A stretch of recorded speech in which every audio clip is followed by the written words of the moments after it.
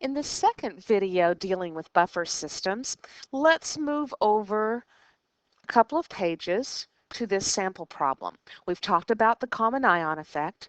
We've talked about buffer systems acting as kind of sponges that absorb hydrogen ions or hydroxide ions, reacting those so that we get very little change in pH, keeping that pH stable. Well, let's look at an example of this mathematically. What happens when we put in some strong acid or base into a system and that system contains a buffer? When we first look at this problem, it probably looks like it's just a bunch of numbers that make no sense, but remember, attack it like I've always asked you to attack these problems. Label the substances first. We've got HCl, which is a strong acid. We've got that added to a solution that contains acetic acid, CH3COOH, and acetic acid is a weak acid. And it's also got sodium acetate. And remember, sodium acetate, anything that starts with a metal and doesn't end in OH, is going to be a salt. So CH3COO for the acetate ion. So this is a salt, as I just said. So we have a strong acid, could have been a strong base, but it's being added to something weak and it's salt. As soon as we see this combination, we know we're dealing with a buffer system. Remember that when we just looked at the reactions and the strong always drives the reactions. So since CH3COOH is the weak acid, is the acid for this, that means our anion, CH3COO minus, once we pull it away from the sodium, is going to be it's going to act like our base. So the strong acid, H+, the only part we care about in a strong acid is that hydrogen ion. Which one is it going to react with? Remember, it's going to drive the reaction. So that H+ is going to react with this substance that's acting like a base, the CH3COO minus, the anion. Now remember, when you have something strong reacting, we're going to use the completion arrow, the strong arrow, and in this case, we're going to get CH3COOH for our product in this reaction. When we do this type of reaction, when we are dealing with a strong reaction, we cannot use rice. Rice is only for the weak. We have to remember that rice is for the weak. So if we're dealing with strong, we're going to use a whole different acronym, and that acronym is CBAC. Now, if you turn to the previous page, you'll see this written out as far as rules are concerned. But the rules aren't going to make much sense until we're actually doing the problem. But I do want to point out a couple of things. Remember that first reaction that we just wrote was the completion reaction. And we're going to have to use values in a strong reaction, values in a completion reaction that are in moles. Now that's different from our rice. Remember, in all the rice problems we had to deal with values in molarity. But when we're doing a completion reaction, it must be in moles. We need both the before the reaction value in moles, and we need how much we've got after the reaction.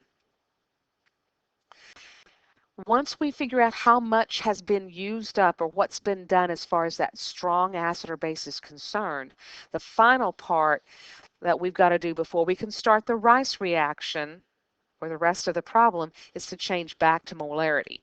So let's make sure and remember that CBAC part when we're dealing with something that is strong. So let's go back to our problem. We've written down the completion reaction, so that's the C part.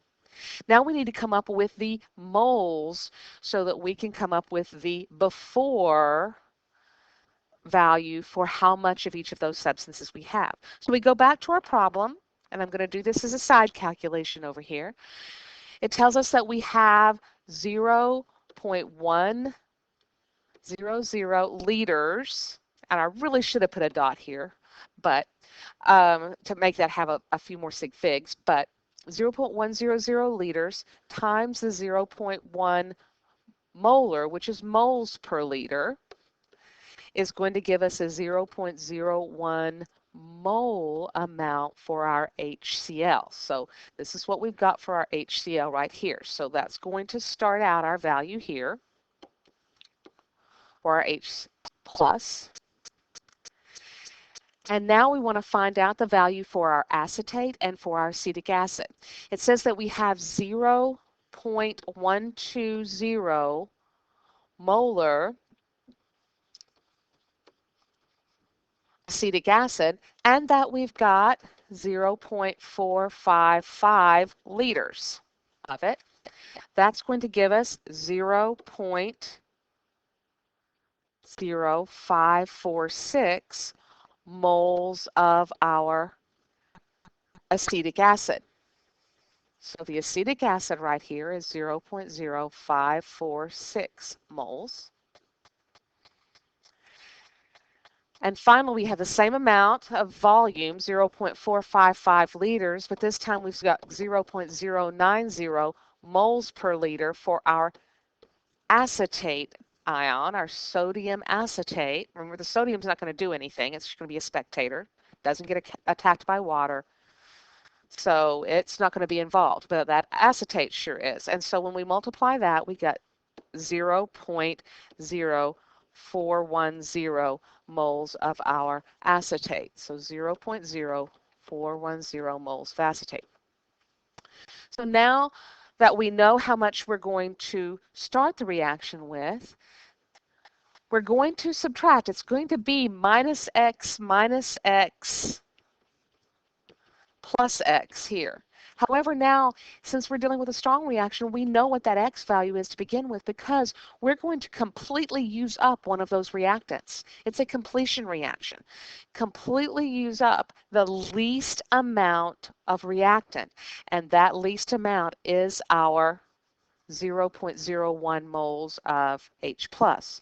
So we're going to actually, and I'm going to get rid of these x's now, subtract 0.01 moles, subtract 0.01 moles, and add 0.01 moles. So after the reaction has occurred, we have just absorbed, we've used up all of our H plus.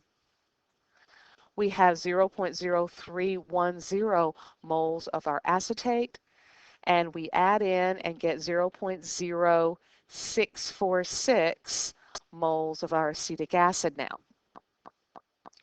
And this is a place that you're going to mess up if you're not careful, because we still have some weak acid and some of the anion. We still got a common ion effect going on here in this reaction, so we're not done yet. We still have to figure out, in order to determine the pH of this system, what happens to this weak part of the system. We've used up the H plus.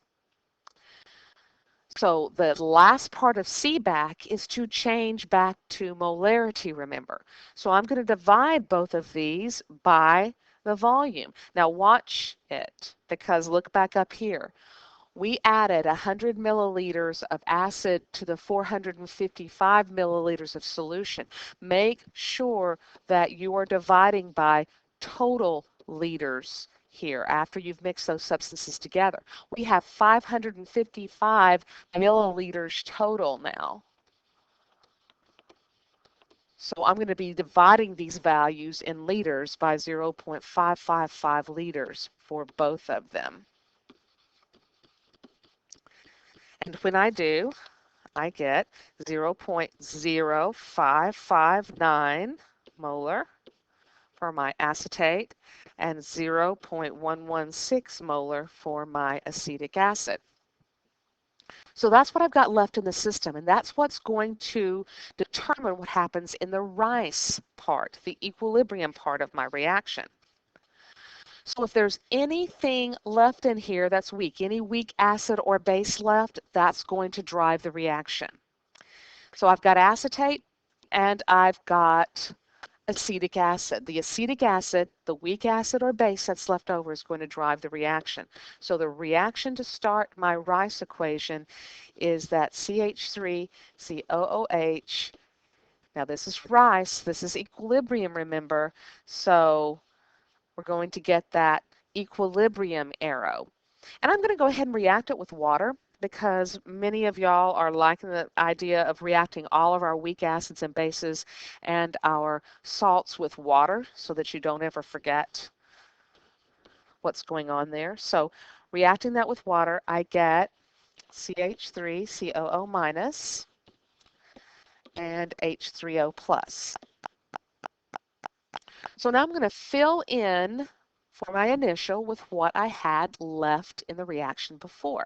Remember, water is not going to matter to us, but the CH3COOH, we're going to have our 0.116 molar of our acetic acid, and the CH3, watch it because they're on opposite sides of the arrow between these two reactions, so be careful. My acetate is 0.0559 molar, and I don't have any of my H plus or H3O plus to begin with. So my change, we're back to regular rice, same old, same old. The C back part was the new part. We're back to minus X plus X plus X. So I'm going to have 0.116 minus X, 0.0559 plus X, and X. So the rice equilibrium expression for this part is going to be that Ka is equal to the concentration of the acetate ion times the hydrogen or hydronium ion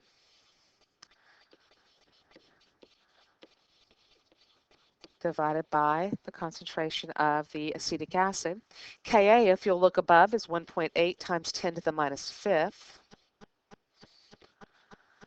And CH3COO, our acetate, is 0.0559 plus X.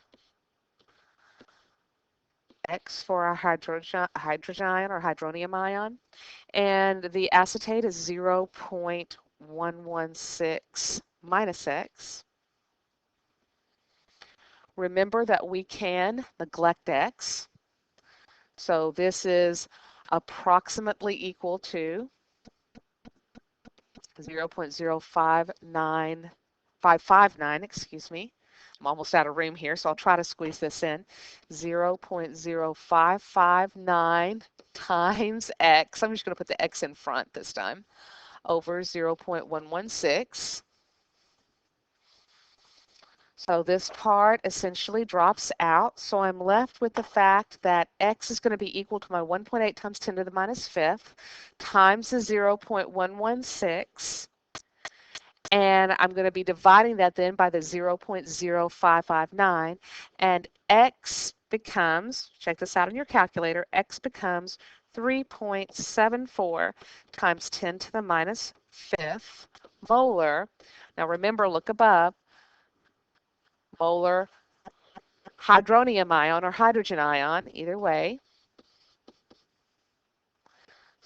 So that since it is the hydrogen ion, all I have to do is take the negative log of that. So the negative log of that 3.74 times 10 to the minus fifth is going to give me my pH, which is going to be 4.43.